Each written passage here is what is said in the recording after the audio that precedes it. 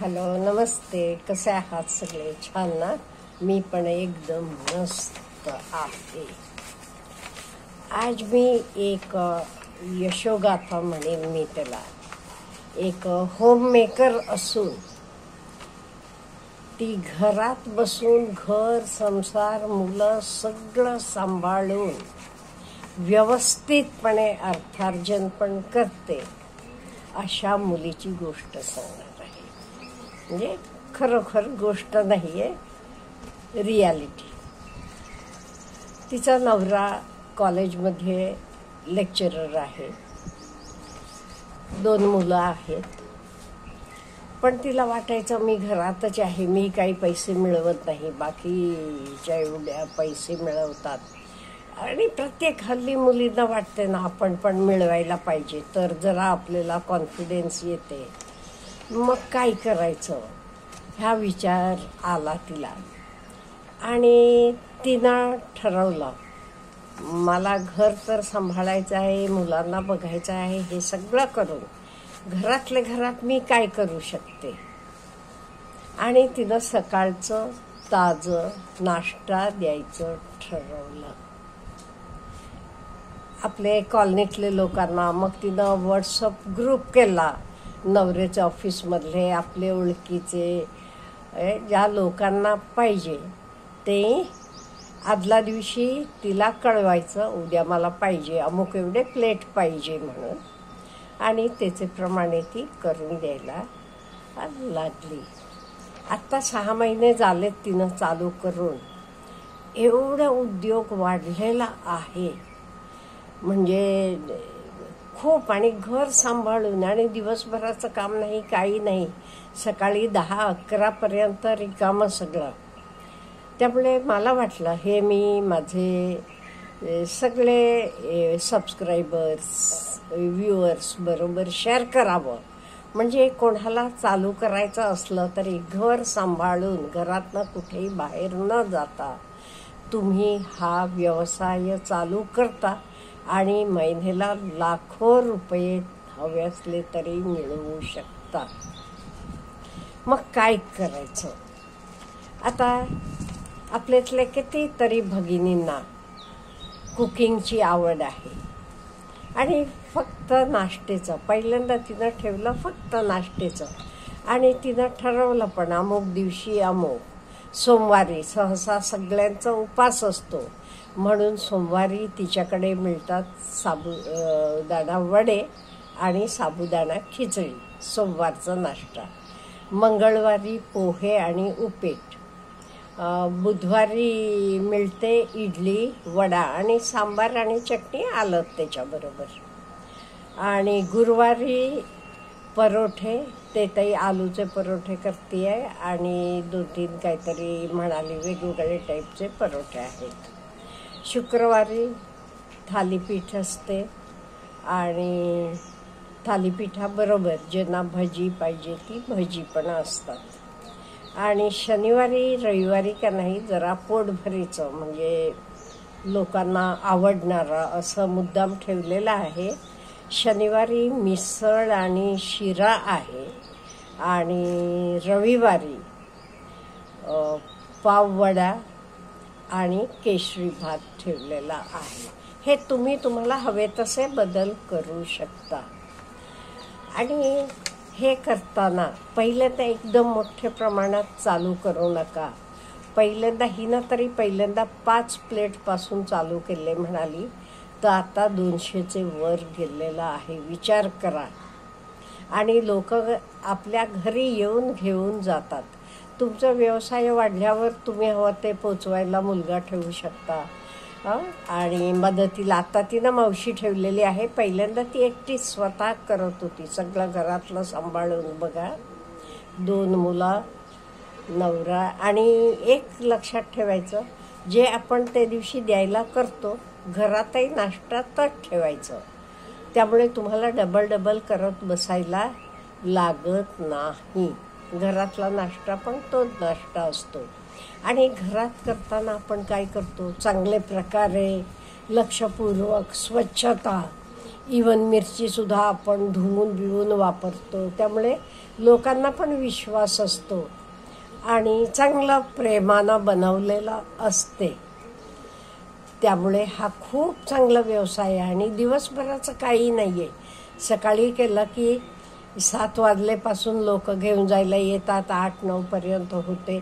1 तासभर तुम्हाला काही भांडी बिंडी घासून, हिच्याकडे हल्ली तिनं मावशी ठेवली आहे, त्यामुळे ती सगळं मग एंड करून भांडी बिंडी घासून पालथी टाकून जाते. म्हणजे झालं. संध्याकाळी काही दुसऱ्या दिवशीला आणायचं असलेलं ही गाडी घेऊन जाते, काही हवं असलेलं घेऊन येते. का म्हणजे रोजचं म्हटल्यावर आणि एवढे मोठ्या प्रमाणावर म्हटल्यावर रोजची कोथिंबीर लागते आणि काही लागते. त्यामुळे फक्त जरा डिसिप्लिन ठेवायचं, त्या वेळेला उठायचं. म्हणजे रोज 5ला म्हणजे 5ला उठावंच लागते. का म्हणजे 7ला लोक घेऊन जायला यायला लागतात. कोणाला मुलांना डबेत द्यायचं असते. आणि हल्ली काय झालं हो, बरेच ठिकाणी सिनियर सिटिझन्सच असतात घरात, ते पण रोजचा नाश्ता घेऊन जाणारे असतात. नोकरी करणाऱ्या लेडीज, त्यांना पण मुलांना डब्याला द्यायला म्हणा किंवा नाश्तेसाठी लागते. त्यामुळे भरपूर प्रतिसाद मिळतो आणि हेच का नाही, प्रॉफिट मार्जिन जास्त आहे. आपल्याला बाहेरसुद्धा माहीत आहे. आमचे ओळखीचे एक कॅटरर्स आहेत, ते मध्ये सांगत होते बोलताना, ॲक्च्युअली मूळ खर्च सामान आणि करण्याचा खूप कमी येतो म्हणाले. आम्हाला एवढ्याले चार्जेस लावे लागतात, पानाला 500 रुपये वगैरे. ते म्हणाले ते चार्जेस बाकी सगळी ही वाढणारी मुलं असतात किंवा बाकी सगळं टेबल खुर्च्या अरेंजमेंट, ते भाडं म्हणा, बाकीचा वरचा खर्च जास्त असतो. ॲक्च्युअली लागणारे सामानाचं म्हणजे रॉ मटेरियलचा खर्च आणि बनवण्याचा खर्च खूप कमी असतो. त्यामुळे हे प्रॉफिट मार्जिन भरपूर आहे. आणि सकाळचा आपला घरातला नाश्ता कसाही आपण करतो, तर जरा जादा केलं की झालं, नंतर तुमचं वाढत जाते. तसं तर एवढ्यासाठी तुम्हाला व्हॉट्सअप ग्रुप करा आणि ते ग्रुपवर आदल्या दिवशी लोकांना कळवायला सांगा. कोणाला कोण पाहुणे आले की जास्त लागते, त्यामुळे आदल्या दिवशी उद्या मला 8 प्लेट पाहिजे किंवा 4 प्लेट पाहिजे किंवा नको असला की उद्या मी गावाला जाते, उद्या मला नको, वॉट एव्हर इट इज. एक व्हॉट्सअप ग्रुप बनवायचा आणि त्यामुळे आदल्या दिवशी तुम्हाला अंदाज मिळतो उद्याला आपल्याला केवढं लागणार आहे म्हणून.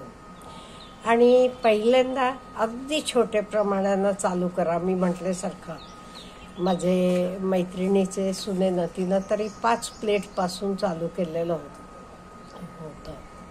त्यामुळे तुम्हालाही अंदाज मिळतो आणि तुम्हालाही कॉन्फिडन्स वाटते आणि आजूबाजूच्यांना चांगलं, छान, उत्तम खायला मिळते.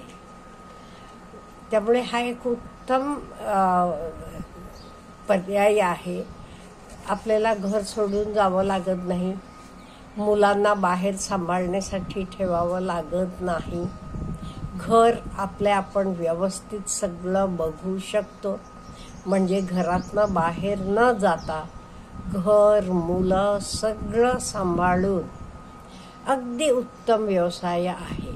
आणि तुम्हाला वाढवायचं असला की आता तिलाही लोक विचारतात, सणावाराला पुरणपोळी करून देता का, संकष्टीला उकडीचे मोदक करून मिळतील का. तुम्हाला वाढवायचं असलं तर तुम्ही वाढवू शकता. नाही मला वाढवायचं नाही, मला एवढं करायचं आहे असं असलं की तुम्ही फक्त नाश्ता देऊन थांबवू शकता. हे तुमच्या हातात आहे. तुम्हाला नो डाऊट मनुष्यबळ आहे, आवड आहे करायची आणि मोठ्या प्रमाणात वाढवायचं आहे, ते आपोआप वाढवा, काही हरकत नाही. नाही मला हे तर थांबायचं आहे असलं तर तुम्ही तेवढे तर थांबवू शकता. आणि त्याच्याबरोबर हवं ते तुम्ही जे बनवतात त्याच्यावर यूट्यूबवर पण व्हिडिओ बनवून घालू शकता. मी सांगितलेलं ही मुलगी घालत नाही आहे. ती म्हणाली म्हणजे हे सगळं होतानाच मावशी एवढा वेळ लागतो, मग आता कुठे आणि करत बसू म्हणून. का म्हणजे घरात 2 मुलं आहेत, नवरा बाहेर जायचं असतो, त्याचं करून देणं, घर सगळं सांभाळून म्हणजे मला काही होत नाही. पण एक एक अगदी स्मार्ट असतात किंवा त्यांना हेल्पिंग हँड असते, कोणतरी बहीण असते, जाऊ असते, मैत्रीण असते, मुलगा असतो. हे लोकांनी ह्याच्यावर म्हणजे तुम्ही रोज काय बनवता त्याचाच यूट्यूब बनवलात तरी तो पण एक हेल्पिंग हँड आहे. त्यामुळे ज्यांना करायला